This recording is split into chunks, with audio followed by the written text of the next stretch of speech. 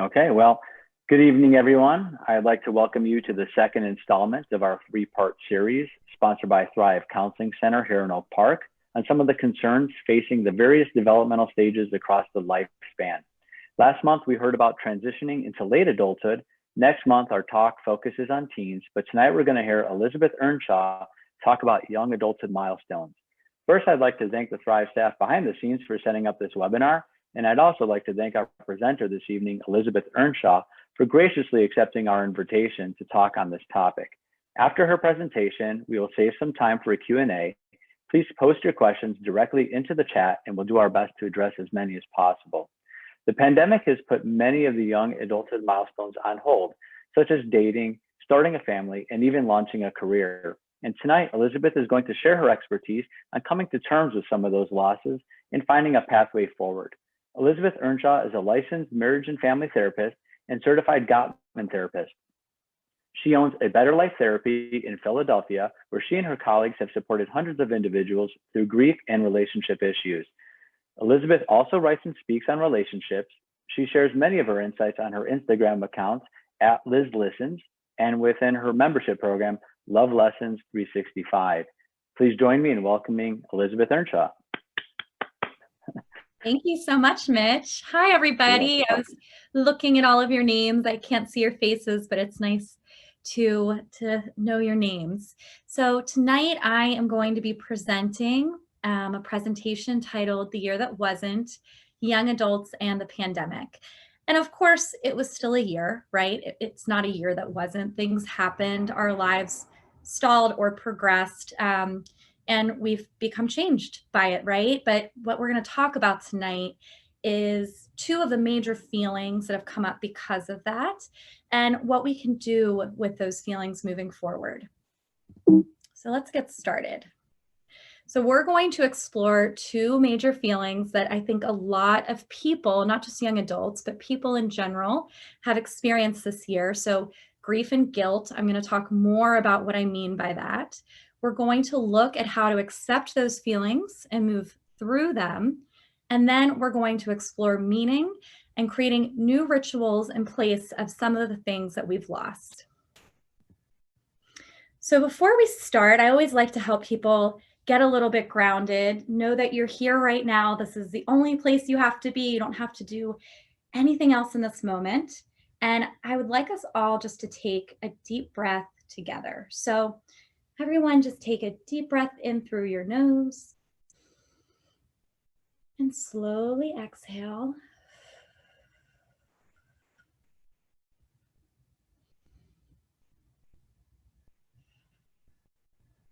And then take a moment to look around your space, kind of ground into where you are in the moment, and just give yourself some permission to take this time with me and the other group members tonight, just to give this space for yourself to explore a really challenging year that in many ways continues to be challenging. So thank you for being here. And as we go through this tonight, just keep trying to allow yourself to be present. So before we start, let's talk about losses this year. If you feel comfortable, of course, you don't have to share anything at all. Over the past year, what are some things that you have lost? People, jobs, opportunities, relationships. And you can use the chat box to share that. And I'll just give you a second to share some of that with me. So many people, but we're talking about young adults tonight, have had some pretty significant losses in their life. My son's college graduation. Yeah, so how many of us, and I wish I could see your faces, have missed these big milestone events, graduations, weddings. I just said weddings and someone else said the wedding we planned, opportunities for travel. Yeah, there's so many trips that had to be canceled or put on hold, honeymoons, being able to go to England to be with my family after my sister died. So not only the loss of your sister, but also the loss of that connection, that ritual that you might have needed to be comforted in some way. Someone said they lost their uncle to COVID, niece's graduation, friends, really hard to get together. So friendships falling apart, grandparents passing away. So there have been significant losses this year. Just in this group where we have about 30 people, we have multiple deaths that are being shared, which is so painful. And then imagine that pain, that loss that can't be ritualized in the way that it was in the past, right? So not being able to gather, not being able to have a memorial service in the way you would have. So not only the loss of the person, but the loss of the comforting event. We also have losses of experiences, the graduation, the wedding. And again, it's not just the loss of that event itself, it's the loss of some of the symbolism that comes along with that. So many of us have had big losses, and a lot of those losses have to do with milestones, right? Things that we expected would look a certain way, and they're not. So I'm going to go to the next slide if it lets me. When you talk about these losses that you've had over the past year, share with me what types of feelings arise for you. So if you could just type in the chat box, what comes up when you think about loss?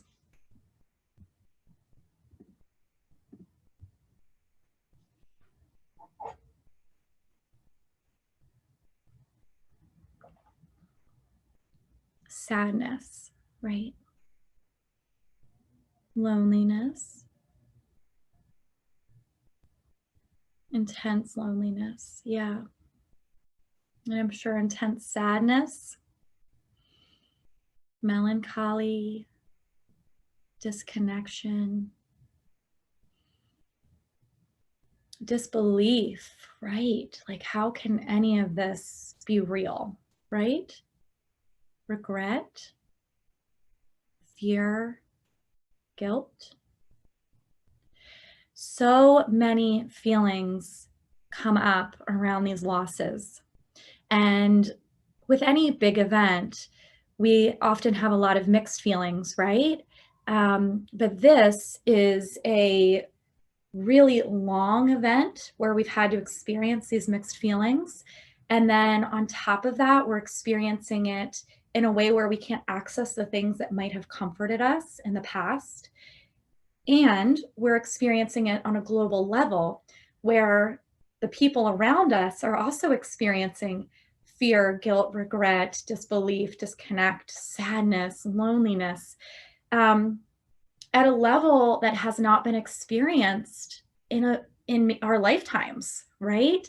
And so not only are we experiencing all of these things and these feelings, we can't connect with our resources or our rituals the way we would have in the past. And even when we do connect with maybe our resources, they're also feeling the weight of all of these feelings, right? And I can say this for the therapist community. If any of you are therapists, I know that it sounds like some psychology students in here. We are experiencing this stuff alongside our clients. So we're all in this in a way together, but in some ways apart, and we're all experiencing different levels of intensity and different experiences. Thank you so much for sharing.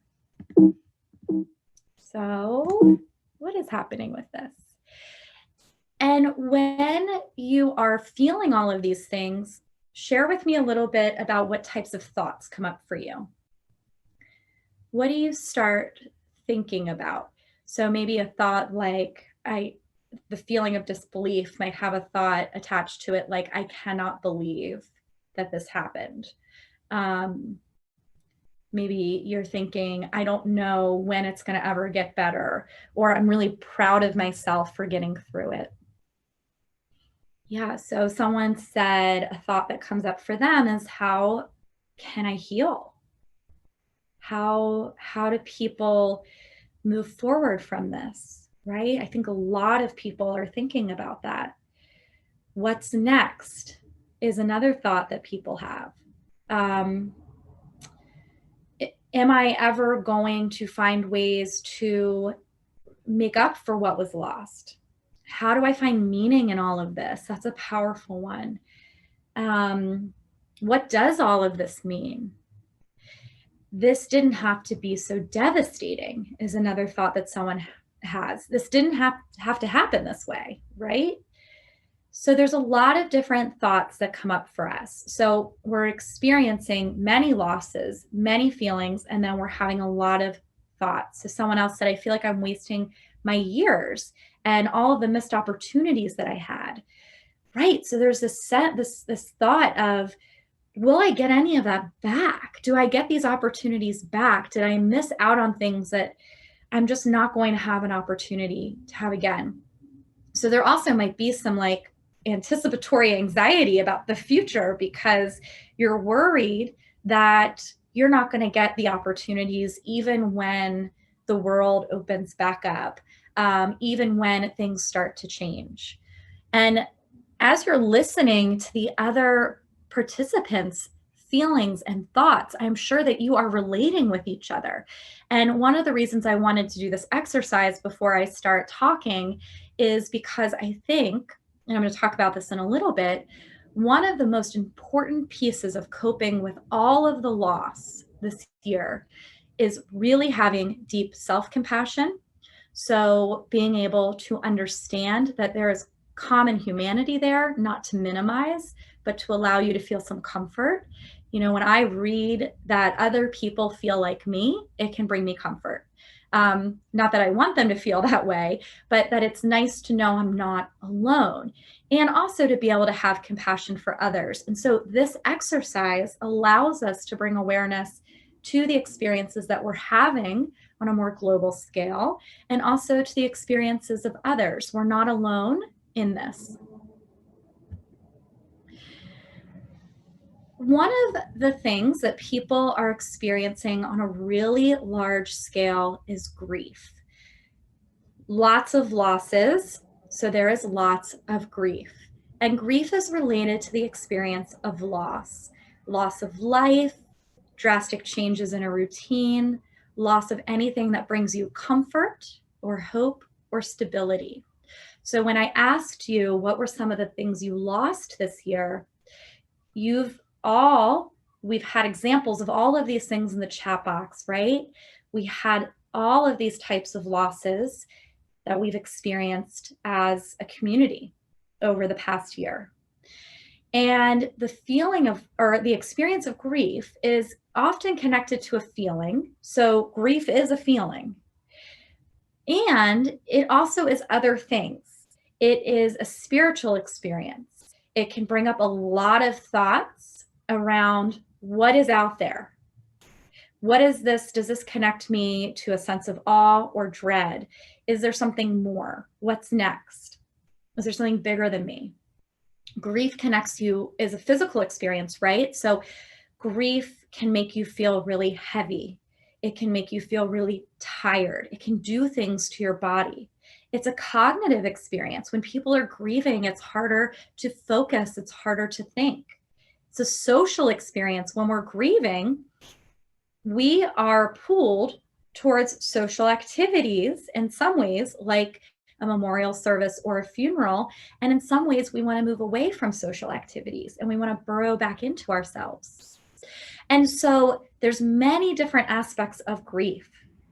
And when you think about your own grief over the past year, what you might want to do is you might want to consider what types of feelings came up for it, and also how has it influenced my spiritual sense?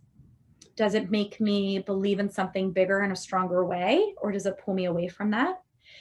How has it impacted me physically? Has it made me tired?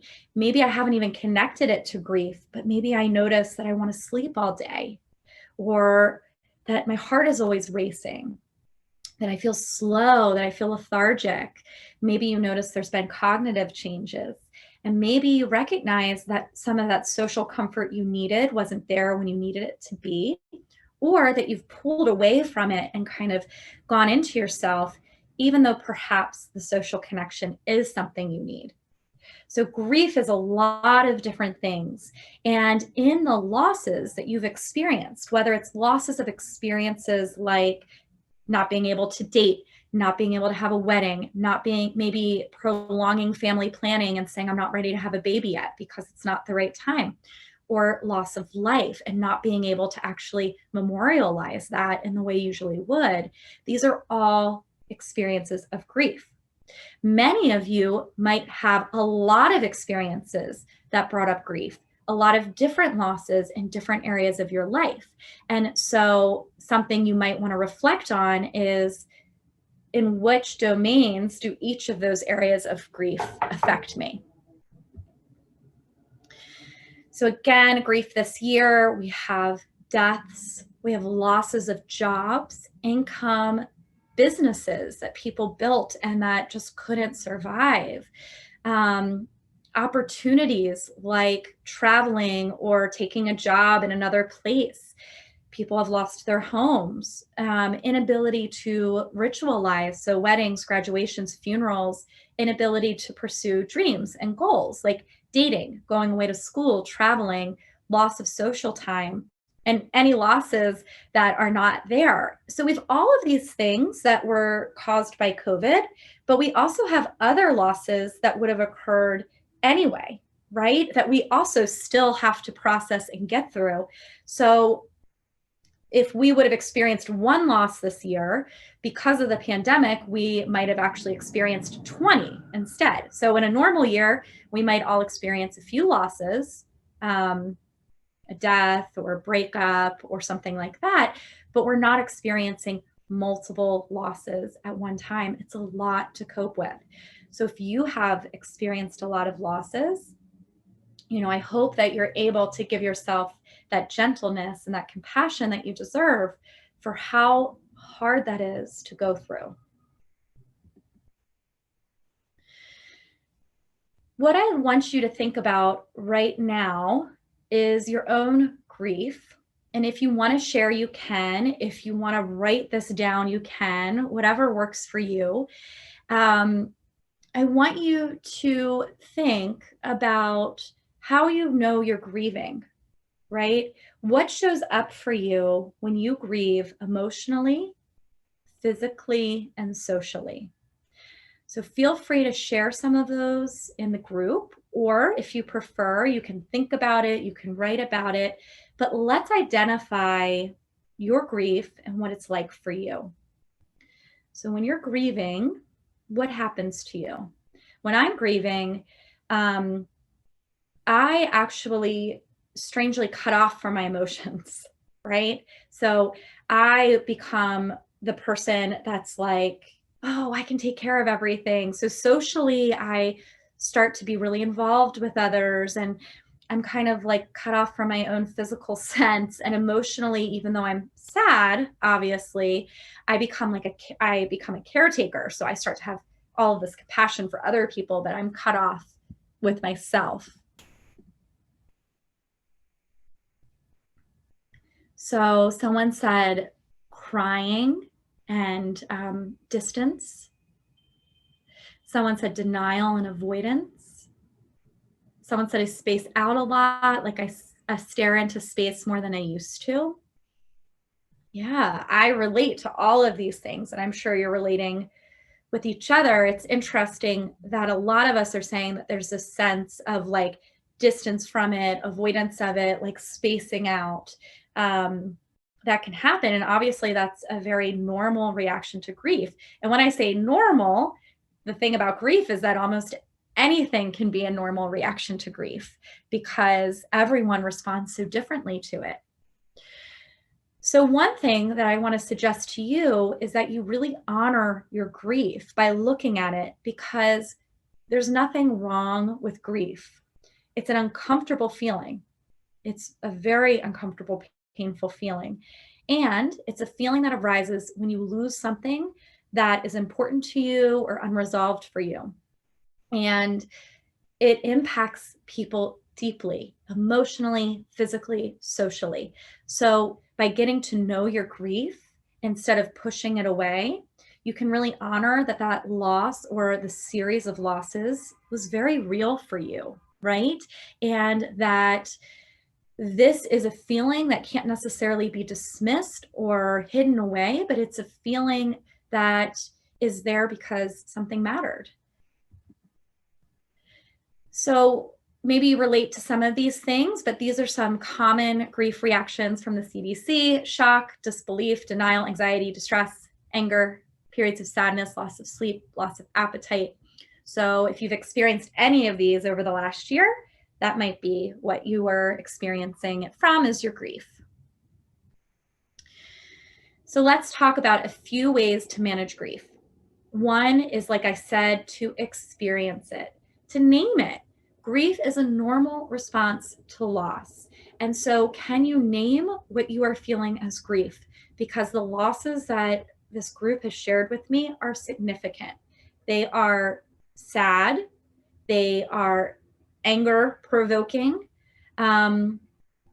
They create a lot of feelings, and that is very normal for the losses that you experienced. Another thing that you can try to do with your grief, especially now that you might be moving through it, is journal about your grief. You can journal about it in many different ways. So you can just do stream of consciousness. You can write a letter to the source of the grief. You can, write about the before the loss happened, while it was happening, after it happened. So writing about it is really helpful, because then it's not just sitting inside of you with nowhere to go. Another thing you can do with your grief is to talk about it. Let people know you're grieving. And of course, we have a whole world of grievers right now, and not everybody might be able to take it in, but when they can, talk about it. And try to create some rituals around your grief. So that might look like checking in with yourself at certain times.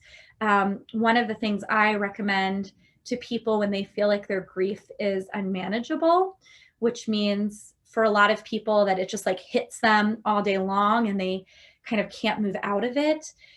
Something I recommend is every time that grief hits you, like it's like a wave comes over you, that what you can say to yourself is, I see that this is grief. I'm going to label it as grief. And later on, I can't process it right now because I'm in the car, I'm at work, I'm with my friends, whatever. But what I can do later is I can have some grief time with myself.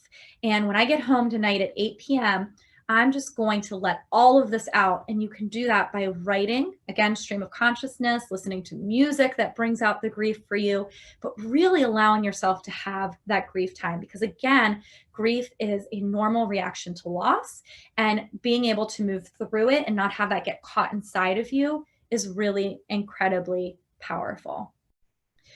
And if you'd like to, you can share in the chat box how you like to honor your grief. I've worked with people that do all sorts of things. Some people listen to music, some people journal, people talk about it. Some people have rituals that they do every year, every month, that remind them of their loss and help them to honor it. All right, so now we are going to talk about guilt. So we have two big feelings this year. They both start with G: grief and guilt.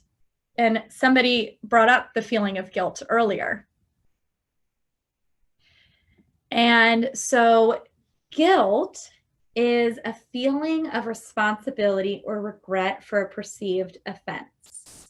It can be a part of a grief reaction, and it often includes thoughts of your own moral wrongness. So when I've worked with people this year, a lot of people have expressed feeling so much grief over all of their losses. And those same people, and then other people, have expressed feeling a lot of guilt. And this guilt comes from this perceived offense, right? Or a feeling of responsibility. And that they've done something wrong. And so when we're thinking about all of these missed opportunities that many of us have had, others have actually had opportunities. Some people have had their weddings, they have had babies, they graduated right before the pandemic happened. So they got to have their graduation. Their business took off because of the pandemic, or they are happier working from home, or whatever it is. And so, alongside the feelings of loss and grief, guilt can also live there too. And that's really challenging. And I'm curious with all of you, what have you felt guilty about? What are some of the things, if you have, you don't have to fabricate things if you haven't felt guilty, but if you have felt guilty this past year, what are some of the things that have made you feel guilty?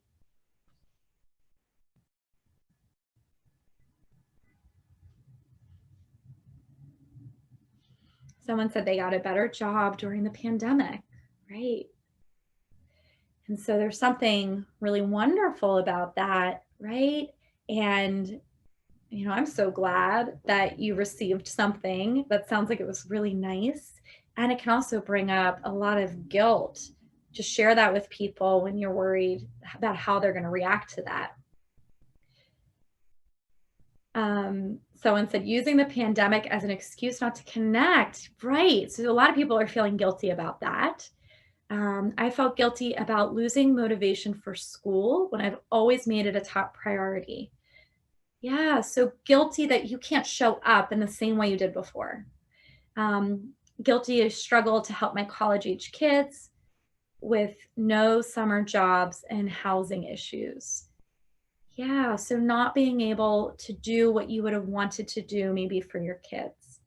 So you all aren't alone. I've heard these things from others.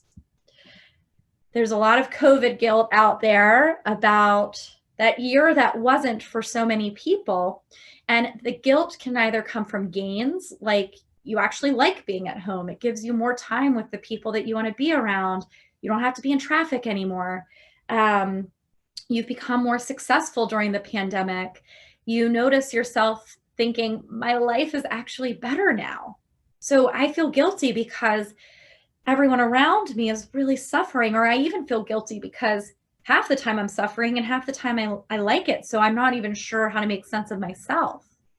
Some other forms of guilt are the impacts on those you love. My child is suffering. They didn't get to have graduation, or they don't get to see their friends. Their life is worse now, and I feel guilty that I can't make it better. And sometimes we feel guilty because of our actual actions. Let's say that you had people over and somebody got sick. And so then you feel guilt because of that. Or maybe you feel guilty because you didn't call your friends back when they really needed you. So there's a lot of guilt alongside our grief. And for young adults right now, these two feelings are having a huge impact on how they relate to themselves and how they're relating to other people. And of course, again, this isn't just young adults, but this is what we're talking about tonight. So let's talk about managing guilt. Same as grief. First thing, you have to acknowledge and name it. Our feelings are nothing to be ashamed of. They are there, they are real. We have to explore whether or not there was actually a wrong. Did we really do anything wrong, or are we just starting to believe that and create a story around that because it feels bad to be doing well when other people are not? If it's not true that you actually did anything wrong, then you need to work on changing your narrative, and that might be journaling about it as well. If the guilt fits, apologize, figure out how to make it right. And if you've ever read the 4 Agreements, one of my favorite things to remember, which often helps me with my own guilt, is that your best changes. So for things like, I noticed that I used to spend a ton of time with my friends, and I was always the person that was calling them and checking on them and all of that. But I stopped doing that and I feel really guilty. Well, I think something really important to remember is that our best changes depending on the situation. So pre-COVID, you might have been able to keep up with all of your friends, do all of the things. And then because of all of the stress and loss and fear during COVID, your best might have changed. And then the last thing is finding a way to remind yourself that it's not only okay to have positive news, it's really important. Not to bypass the realities of loss, but to allow yourself to see hope and to also let other people have moments of positivity, right?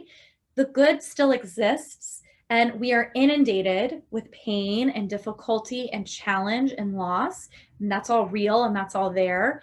And if we believe that we're only allowed to see that and that anything else, celebration, happiness, success, is wrong, then we're going to get stuck over here. So we need to be able to hold both. Can you hold loss and grief in one hand and hold the good in the other and let them both exist side by side? It's not one over the other. One of the ways that you can work with both grief and guilt is self-compassion. And I talked about that in the beginning. And I'm not sure if any of you have ever read any of Kristin Neff's work, but I love Kristin Neff's work. And Kristin Neff talks about the three elements of self-compassion. And I want you to do them right now in real time. So we're going to experientially do this. I want you to close your eyes and put your hand on your chest. And I want you to acknowledge to yourself your pain. And so that might sound like saying something like, I really suffered this year. Or I'm really sad that I didn't get to have my wedding. Or I feel so much anger because this didn't have to happen that it hurts. It hurts emotionally and it hurts physically. So close your eyes and just take a moment to acknowledge your own pain.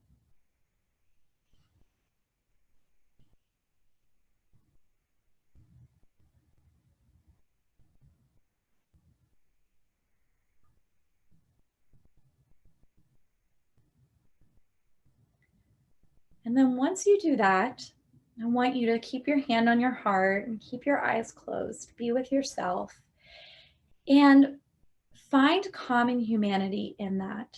So in this moment, what you can say is, I'm in a room, a virtual room, of people who have expressed that they're feeling a lot of pain too. I'm not alone in that.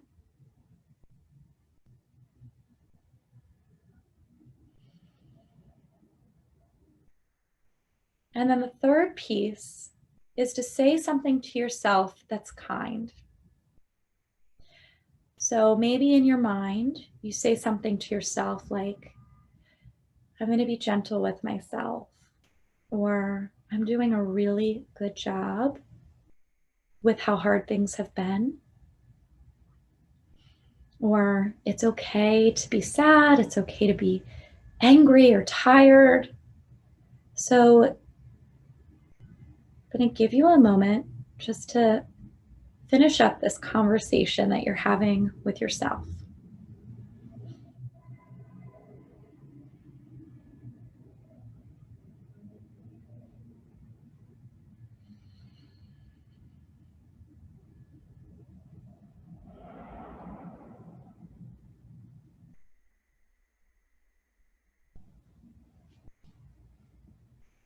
Okay.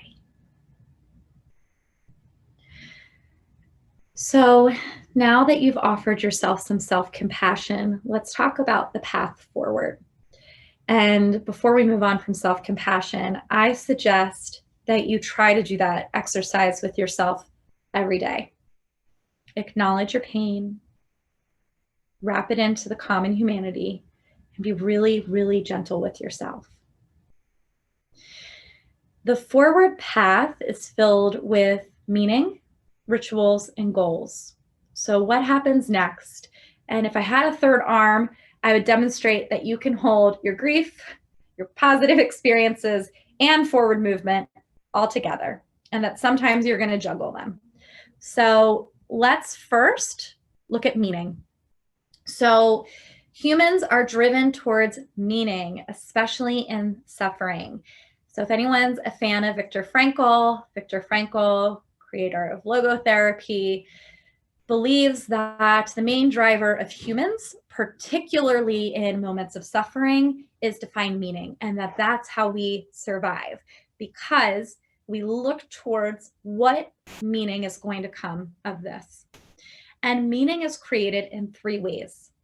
In creative value, so in creating something or accomplishing something, especially if it's within the suffering, right? So if you notice that because of your suffering, you've gained empathy, which means that you, I don't know, if you think about like is it called the dinner party, which is, yeah, it's like a grief party where people who are grieving join each other for meals. So that was a creation that someone made to make their suffering meaningful. The other piece that is that creates meaning is experiential value. So receiving something from the world, having an experience, and appreciating and feeling grateful for it, or having the experience of loving someone, or having the experience of life, which includes the bad and the good. And so sometimes we feel meaning because we've gotten to experience. We say, it's meaningful that I have been able to make it through. And sometimes meaning is created through coming up with your own values or attitudes around the suffering. So someone might say suffering to them feels spiritual, right? That might be what their attitude is around that. So there's lots of ways that meaning is created according to logotherapy. There's probably more than 3 that all of you could come up with that create meaning. But meaning helps us through our suffering.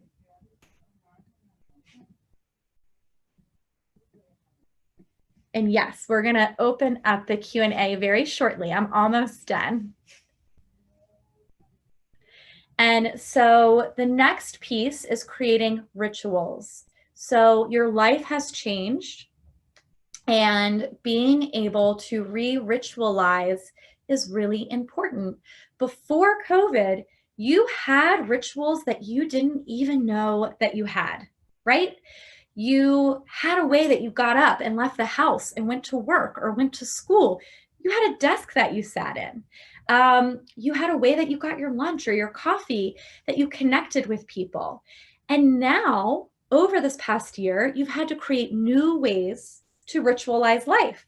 And many of us haven't created new rituals. We've kind of waited. We're waiting until our old rituals can come back. And part of moving through this is being able to create new rituals. There's a really great book about rituals. It's family-based. But it is called The Intentional Family. And I think it's good for people who are not necessarily looking for rituals within a family. And I really recommend it if you're trying to think of what rituals look like. How do you spend time with people you love? How do you date?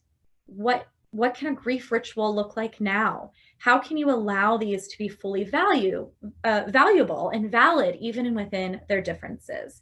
So can the grief of the lost ritual sit beside curiosity that you have towards new rituals and towards that creation of them?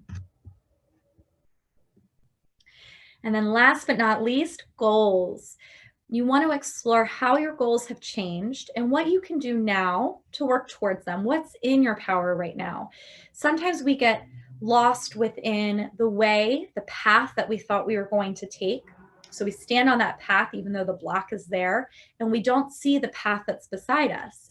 So can you look at what your goals are, whether or not they've changed over the past year because you've started to think differently, feel differently, and think about one small thing that you can do to move towards those goals so that you don't feel so stuck within all of these losses. And that is the presentation. And now, like Mitch said, I'm happy to take questions if there's any questions. Elizabeth, thank you for such a wonderful and insightful presentation. I know I got quite a bit out of it, and I'm sure our attendees did as well. If you have any questions, please type them directly into the chat and we'll get to them. And Elizabeth will share her wisdom with whatever you're looking, if whatever questions you may have after sharing the presentation. Yes, if anyone has questions, feel free to ask them. I'm happy to answer. While we're waiting for some questions, you know, I really like the end point where you're talking about the rituals, and you know, actually we have a question in a second, but you know, do you think that the milestones will, how would someone be able to create some meaning again? Like the person who has the first wedding, right? You know, that opens it up, and it was supposed to be this monumentous thing, or graduations or proms or whatever it is. How do you think that the excitement and the meaning will come back, or do you think there has to be some transition? I think there's going to be transition. I think there's going to be a lot of mixed feelings, especially for people who lost their potential experience. You know, if you missed your prom, you missed your prom. Like that's not, you've probably graduated and you're already at another point in your life. So if that starts again, and you're seeing, let's say, a younger sibling going to prom, I think you have to be really gentle with yourself about the mixed feelings you're going to have. And I think we have to be gentle with other people with their mixed feelings. You know, we might not be able to expect that people can celebrate us in our milestones when they've lost theirs. Maybe in the way that we hoped that they would. Of course, we still want people to celebrate us and all of that, but we have to remember that so much is connected to many losses that cannot be recovered. And so as things move forward, we have to be really gentle with each other around what feelings come up. And it's mixed feelings, right? It's going to be lots of stuff that comes up for us. Sure, there's probably a lot of Schadenfreude going around, and it's gotta be hard. You know, it's gonna be hard to do. You know, to celebrate the successes that people are going to have going forward. As far as some of the comments I'm looking at is, you know, dealing with their losses, right? So, is there a tip that you maybe will offer someone how they can get over some of the grief and the losses that they're experiencing? Like, is there a I mean, it'd be wonderful. Like we would bottle it up and sell it for the billion. But you know, but is there a tip that someone that maybe you can share a little bit that can help us kind of get over some of the grief and some of the losses that we've experienced? Is there some routine, some activity we can do? Yeah. So I know somebody said, how do you get over it if you've tried everything? Yeah. And I think that when you are in grief, that is such a frustrating thing to experience, because unfortunately, because grief is a natural response to loss, you can't just like get over it, right? You can't just say, oh, you know, I had this loss and now I'm just going to tell my emotions and my body to like shut up and not care anymore. And so you might experience it for longer than you would like to. And everybody experiences it on different timelines. And one of the most important things, I think, is to allow yourself to recognize that some of it is a natural process. Now, if the grief is prolonged, so you feel like it's just going on and on and on, and it's disrupting your ability to function, I mean, definitely going to therapy is really important so that you have someone that can help you to process this very natural response in a way that's going to be helpful to you. Some other things that I've suggested to people in the past is to join grief groups where you can talk to other people that are experiencing grief as well. And the grief time I have found is really helpful for people. So if you're just having waves of grief all day long, again, each time you have that, you're going to say to yourself, later on tonight, I'm going to come back to this. I can't do it right now because this is prolonged and overwhelming me. But at 8 p.m. tonight, and you can set a time every night to do this, I'm going to let myself just feel all of it. And you need a transition activity at the end. So you'll say, I'll do it for 30 minutes. And then I'm always going to go hop in the shower. I'm going to go make dinner. And I'm going to really allow myself to be with the grief. The other thing that can really help with grief is finding a way to mark it in the world. So ritualizing it, doing a meaningful activity, building something with it. So those are all suggestions.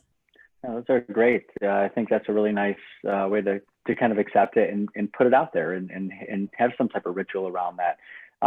Is there, just trying to aggregate some questions here, and do you have any advice for talking to loved ones, friends who might, how can we show the compassion and empathy, or not necessarily compassion and empathy, but the advice for talking to people when I have, like, I've got this job, I have these things, and maybe my friends don't, and they're like, you just don't understand because you're not experiencing this. So is there any advice that you might, in how we can, how we can approach that with, and show that compassion to some friends? Like if we have friends who aren't experienced, like we're gaining things and our friends aren't. Yeah. So like if I'm in a happy relationship, but they might not be, and how do I talk to them about that? If that's what they want to talk about, and they feel lonely, right? So how can I help people like come out of their loneliness, and what support can I give them? If you have any advice on that. One of the best things is to listen, Okay. and I think we love to have things that we can do. And there's not always things that we can do to fix things for people. If someone's feeling lonely, they're feeling lonely, right? And I think that it's really important not to censor yourself. So to be able to call out the elephant in the room if you are having an experience that your friend isn't having. For instance, if you have a friend who lost their job and you just got a job, are you able to say to your friend, I know that I'm talking about how excited I am, and I want to also call out the obvious fact that this must be bringing up feelings for you. How are you doing with all of this? What's going on for you? Because you don't want to become invisible in the background and say, oh, this person can't hear about me anymore, because grievers don't necessarily like that. They don't need you to tiptoe around them, but they want you to be able to mark their loss and to be brave enough to speak about it. And something that I hear from people who are grieving a lot is that it's incredibly painful when their loved ones don't ask them about their loss. And so I saw a couple questions like, how do I help people with their loss? The biggest complaint I hear from people who are grieving is always that no one owns that it happened. Sure. And it's because the person loves them and doesn't want to upset them again and all of this stuff. But what's happening with a griever is they're walking around going, I know what happened.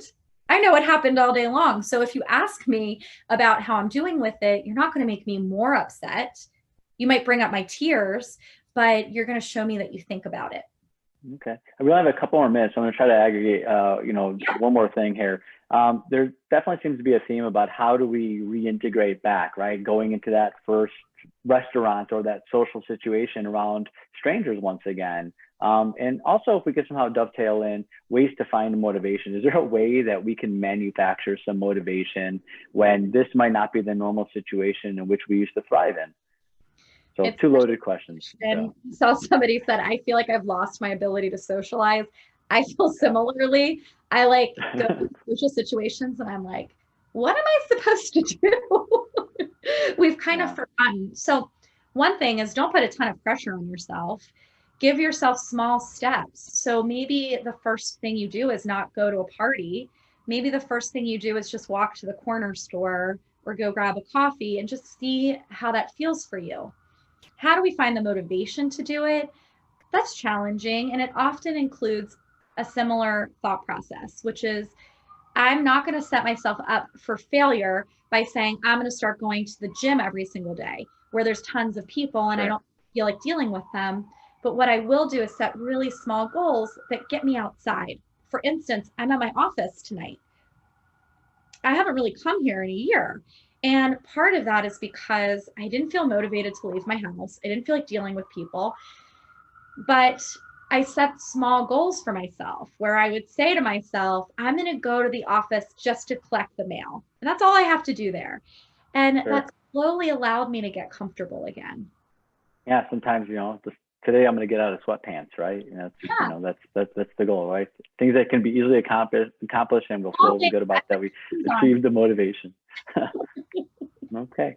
Hi. Looks like I believe that we addressed most of the questions. I think we only have a few minutes, so I'd like to invite John Meister into our talk here, and he could tell you a little bit more about Thrive. Okay, well, thanks a lot, Mitch. First of all, I want to thank Elizabeth for a terrific talk. Obviously, these are really complicated issues made worse by the pandemic. And I think it's great that we have people like Elizabeth who are willing to share their expertise with us. I think one of the most important things is for us to be kind to each other and to ourselves. These are difficult times and we're all dealing with it as human beings. And the more we can be, compassionate toward one another, the better off we're all going to be. So thank you, Elizabeth. I also want to mention that we have two Thrive therapists who were on the talk tonight. They didn't participate, but they're observers, and they're available for people who think they may need help. They specialize in young adults, and that's Javier Lopez and Laura Nestler, or Javier Sanchez, sorry, and Laura Nestler. Sorry, Javier. You can see them on your screens. It's great to see them tonight. Thank you both for all the great work you do at Thrive and for our community and for our clients. This Thrive Talk was the second in a three-part series. The first one was Aging Fearlessly. The intended audience were seniors. This second one was adults that are in transitions, people in their late 20s or 30s or 40s. And the last of the series is going to focus on teens who are transitioning, teens who are, juniors or seniors in high school or in college, transitioning out of college. And so we have someone from the Wildflower Center for Emotional Wellness. Her name is Hillary Urban, and she's going to speak about transitions in adolescents, teens to their 20s on May 13th. And so that will be the third in our three-part series of people dealing with transitions during the pandemic. Also in the chat is a survey. If you could be so kind as to take a look at the survey and tell us what you think. We've been doing these Thrive Talks now for 2.5 to 3 years. And we really think this is a great way for us to connect with the community and address things that are topical, things that the community wants to hear about. We've been really fortunate to have people like Elizabeth to share her expertise with us. And so if you tell us things that you're interested in, we will try and find an expert to address that topic and share it with everyone else in our community. Finally, Thrive is a not-for-profit, and in order for us to maintain programs like Thrive Talk, we need your help. So if you're so inclined, please make a donation. Anything is meaningful to us if it's meaningful to you. We really appreciate your support and your attendance tonight, and we hope that you all have a wonderful spring and you're gradually working yourselves out. We're all working out of our cocoons and into new life with the vaccines that are becoming more available, and an opportunity to become more engaged socially. So thank you for coming. Thank you again, Elizabeth and Javier and Laura and Elizabeth Long and Mitch for all the work they did behind the scenes. Thank you all. We can leave the chat box open if anyone has any more questions. But again, really, I can't thank you all enough, and especially Elizabeth Earnshaw for her willingness to share her expertise with us in our community tonight. Thank you.